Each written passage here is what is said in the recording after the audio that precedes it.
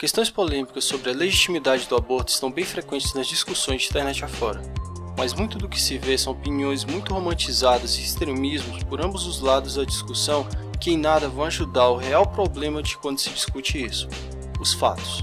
Então vamos a eles, e tentar esclarecer o porquê a criminalização do aborto é uma tremenda furada, aqui no hashtag Mas Por Quê?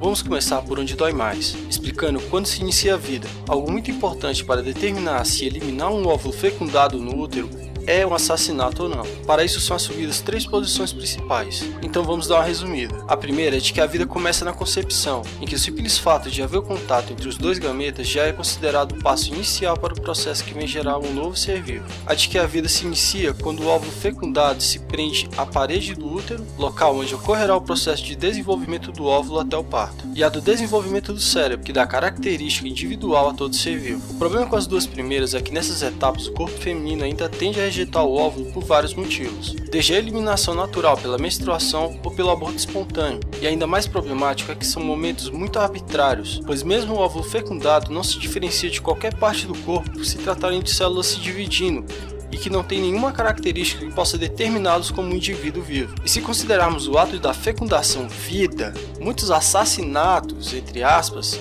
estarão ocorrendo em clínicas de fertilização artificial. Já a terceira é um pouco mais embasada, pois parte da premissa inversa, o conceito da morte, que é o término da atividade cerebral, tendo como ponto de partida para considerar um ser humano vivo pelo início da mesma. E se você discorda, tudo bem, mas vai ter muito trabalho para provar que células se dividindo são um ser humano vivo. Agora vamos ao problema real, o aborto. O maior problema com ele são as mortes, decorrentes de mulheres que na maioria dos casos são jovens, de baixa renda e sem muita instrução. Um prato cheio para dar merda. E como a corda sempre arrebenta para o lado mais fraco, são elas que acabam levando a culpa por um problema social, que por não ter alternativas seguras de interromper a gravidez indesejada, recorrem a muitas vezes a chás abortivos, clínicas clandestinas e acabam por fomentar o tráfico de misoprostol e outros medicamentos abortivos de algumas farmácias.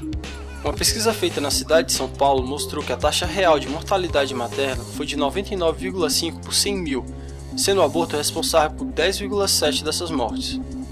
O problema com esse tipo de pesquisa é a dificuldade de mensurar os abortos ilegais, já que dificilmente são relatados, e que são evidentes, pois algo muito estranho sobre os atendimentos feitos na obstetrícia do SUS é que o segundo procedimento mais feito é as curetagens uterinas, que é a raspagem da placenta residual de abortos, procedimento que só fica atrás dos próprios partos.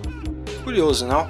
Cerca de 25% da população mundial, incluindo o Brasil, vive em países onde o aborto é ilegal, por motivos que remetem a motivações do século XIX e início dos séculos XX, onde por acaso a influência religiosa estava bem ativa na política social dos países latinos, onde questões ligadas à moral e à honra familiar estão até hoje intrínsecos ao comportamento e à cultura desses países. Outro fato que aponta para essa influência na opinião popular foi uma pesquisa feita pelo Instituto Datafolha, onde a maioria absoluta dos entrevistados, 65%, se diz contrária à legalização do aborto.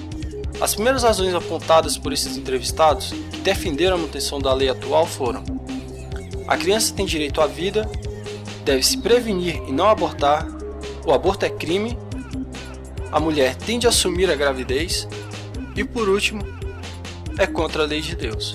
E uma coisa interessante sobre essa pesquisa foi que 71% dos entrevistados declararam-se a favor da legalização do aborto quando a gestante é portadora de AIDS.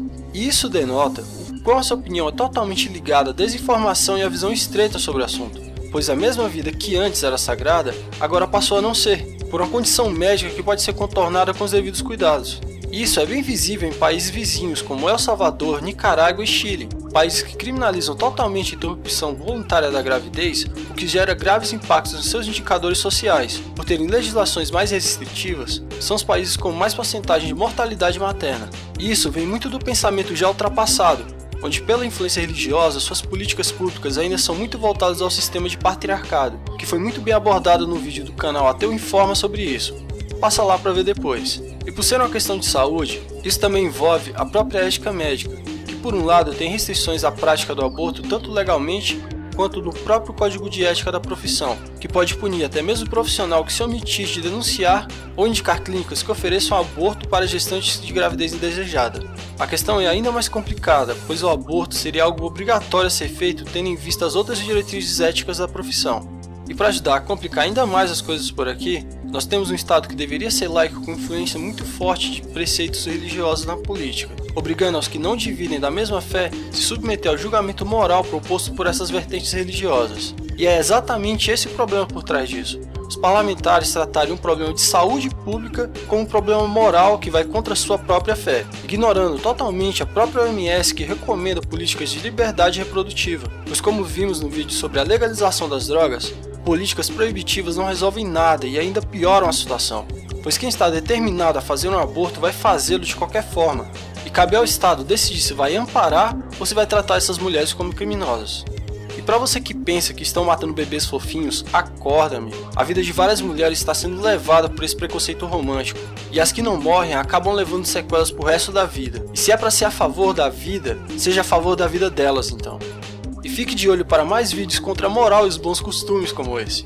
Se inscreva, favorite e compartilhe, pois é muito importante para a família tradicional brasileira. Vejo vocês na próxima e até mais!